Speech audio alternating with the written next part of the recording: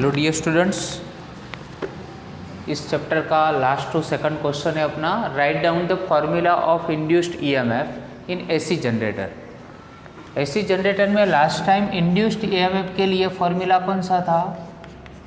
Induced EMF के लिए बेटा फॉर्मूला था E is equal to N A B omega into sine omega T. तो पहले तो आपको इस फॉर्मूला याद रखना है, discuss how it is vary with the time. देखो यहाँ पे जो आपको फंक्शन दिया है, इस फंक्शन पे पूरा हमें फोकस करवाना है कि ओमेगा टी मतलब ओमेगा तो एंगुलर फ्रिक्वेंसी होती है, ठीक है। एंगुलर स्पीड यहाँ पे भी आप बोल सकते हो क्योंकि रोटेशन में है। लास्ट टाइम हमने देखा था एक कोइल है, वो दो मैग्नेट के बीच में रोटेट कर रही है, ठीक है। तो इसका जो रोटेशन है वो किसके ऊपर डिपेंड है? टाइम के ऊपर डिपेंड है, ओके। तो टाइम पे डिपेंड है, तो टाइम जो है वो कैसे वेरी होता है वो इस थ्योरी में हमें स्टेप बाय स्टेप देखना है। तो सबसे फर्स्ट यहाँ पे पी क्यू आर एस जो कोइल थी वो एन और एस के बीच में कौन से एंगल पे है कि मान लो कि 0 एंगल पे, 0 डिग्री पे, ठीक है। अगर 0 डिग्री पे है तो वहाँ पे आपको टाइम और एंगल कौन सा मिलेगा? तो 0 डिग्री पे 0 ही एंगल मिलेगा।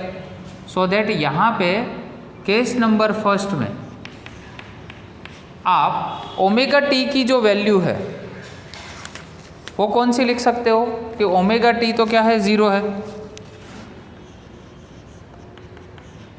कि एक्चुअल में वहाँ पे ऐसा है the plane of the coil is perpendicular to B. ये जो कोइल है वो मैग्नेटिक जो फील्ड है उससे परपेंडिकुलर होगी, मैग्नेटिक फील्ड से क्या होगी? परपेंडिकुलर होगी। सो दैट वहाँ पे ओमेगा टी आपको कितना मिलेगा? 0।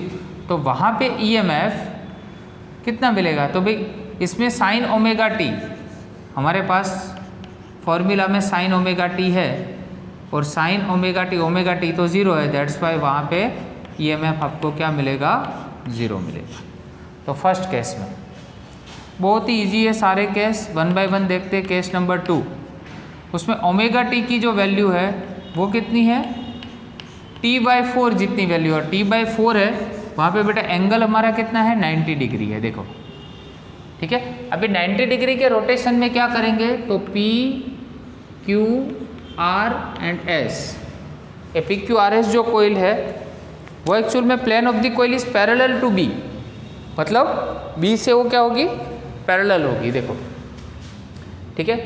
अगर आपका मैग्नेटिक फील्ड ऐसा है, इस तरह से जा रहा है, तो उसकी जो कोइल है वो इससे क्या होगी? पैरेलल हो जाएगी, मतलब इस तरह से, ठीक है। और ये फील्ड है, फील्ड की लाइंस है और इसमें से पास हो जाएगी। परपेंडिकुलर होती है तो इस टाइप से होती है, मतलब इसके साथ टकराती है 90 डिग्री पे। ये पैरेलल है तो इस तरह से पूरा निकल जाएगी।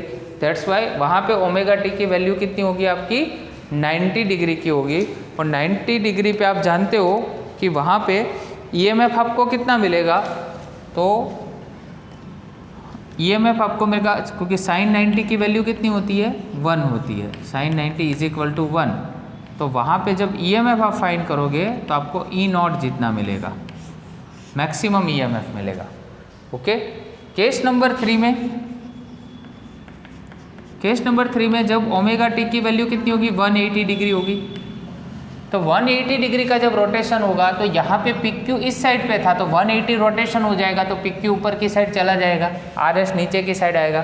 तो ओमेगा टी मतलब 190 और साइन 180 की वैल्यू कितनी होती है? -1 होती है। सॉरी, साइन 180 होता है अपना 0। इसलिए ये ग्राफ पूरा यहाँ पे मैक्सिमम जाने के बाद फिर से यहाँ पे 0 पे आ जाएगा। देखो, 0 से स्टार्ट हुआ, मैक्सिमम हुआ, फिर यहाँ पे 0 पे हो गया, तो वहाँ पे भी ईएमएफ कितना मिलेगा? आपको 0 ही मिलेगा। केस नंबर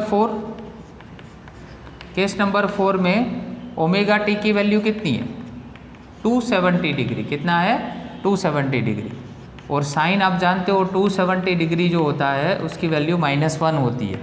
तो ईएमएफ भी आपको कितना मिलेगा? -E0 जितना मिलेगा। दैट्स वाई ये नीचे की साइड आ जाएगा, यहाँ पे ऊपर था, यहाँ पे वो डाउन साइड आ जाएगा, ठीक है। और लास्ट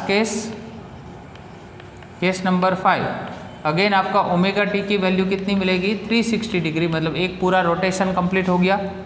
ठीक है, तो साइन 360 जब करोगे तब आंसर अगेन 0 होगा, तब ईएमएफ अगेन क्या हो जाएगा आपका 0 मिलेगा, फिर से ग्राफ यहाँ पे हो जाएगा। ओके, तो जिस तरह से कोईल रोटेट होती है उस तरह से पूरा ग्राफ देखो साइन वेव की तरह आपको मिलेगा। पहले ऊपर जाएगा, फिर 0 हो जाएगा, फिर नीचे की साइड पे मैक्सिमम होगा और फिर से यहाँ पे क्या हो जाएगा डाउन साइड 0 हो जाएगा। आया समझ में? तो ईएमएफ की डिफरेंट वैल्यू पे डिफरेंट ऐसे आपको फॉर्मूलाज मिल सकते हैं। ओके, अभी लास्ट क्वेश्चन है discuss the types of AC generator. AC generator के टाइप बताओ, how much power they deliver and what is the frequency of AC generator. AC generator की फ्रिक्वेंसी आपको एमसीक्यू में पूछ सकते हैं, वो 50 हर्ट्ज़ होती है। इंडिया में कितनी है? फिक्स्ड है 50 हर्ट्ज़। ठीक है, और यूएसए है उसमें 60 हर्ट्ज़ की होती है। तो in commercial generator the mechanical energy is required to for rotation for armature is provided for water falling from a height, for example from dams, they are called the hydro electric generator. मतलब जैसे कोई dams है और dam में कोई भी dam में पानी भरा हुआ है, तो पानी अगर गिरता है, ठीक है, जनरेटर जो होता है, ठीक है, उसके ऊपर जो पंखे लगे हुए हैं उस पर जब पानी गिरता है तो उसमें मैकेनिकल एनर्जी की रिक्वायरमेंट होती है, बिकॉज ये रोटेशन में होना चाहिए, तभी हमें ये जनरेटर मिलता है। ओके, तो ये पूरा जब रोटेट हो जाता है तब उसमें से ईएमएफ क्या होता है? प्रोड्यूस्ड होता है, इस फॉर्मूला की तहत हमें। तो water is heated to produce the steam using coal और other sources and the steam at high pressure produce the rotation of armature and these are called the thermal generators. तो एक हो गया हमारा hydro electric generator. Hydro electric generator मतलब जिसमें से पानी से बिजली या तो ईएमएफ जनरेट होता है, और दूसरा है स्टीम जनरेटर्स या तो थर्मल जनरेटर, जो स्टीम से उसको रोटेशन में घुमाया जाता है। The nuclear fuel is used, we can get the nuclear power generator. Third type कौन सा है? Nuclear power generator. ठीक है, और modern day generator produce the electric power as high 500 megawatt. अभी मतलब 500 मेगावाट तक के पावर जनरेटर्स अवेलेबल है मार्केट में।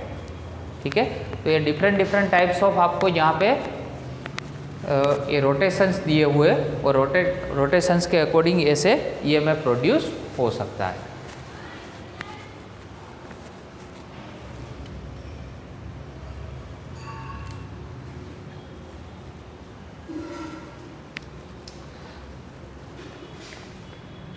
ठीक है, फिर से एक बार यहाँ पे omega T is equal to 0 होगा, तो 0 से स्टार्ट होगा। जब हमने omega T is equal to 90 लिया, मतलब 90 डिग्री पे यहाँ पे हो जाएगा फिर से मैक्सिमम, फिर से मिनिमम, मतलब ईएमएफ 0 हो जाएगा। ईएमएफ फिर से नेगेटिव यहाँ पे है, इसलिए वो ग्राफ नीचे जाएगा और फिर वापस यहाँ पे आ जाएगा। ओके, तो इस तरह से पूरा आपका क्लियर हो जाएगा। तो यहाँ पे अपनी चैप्टर नंबर 6 की थ्योरी हम कंप्लीट करते हैं। नेक्स्ट टाइम से हम इलस्ट्रेशन स्टार्ट करेंगे। Okay, thank you very much.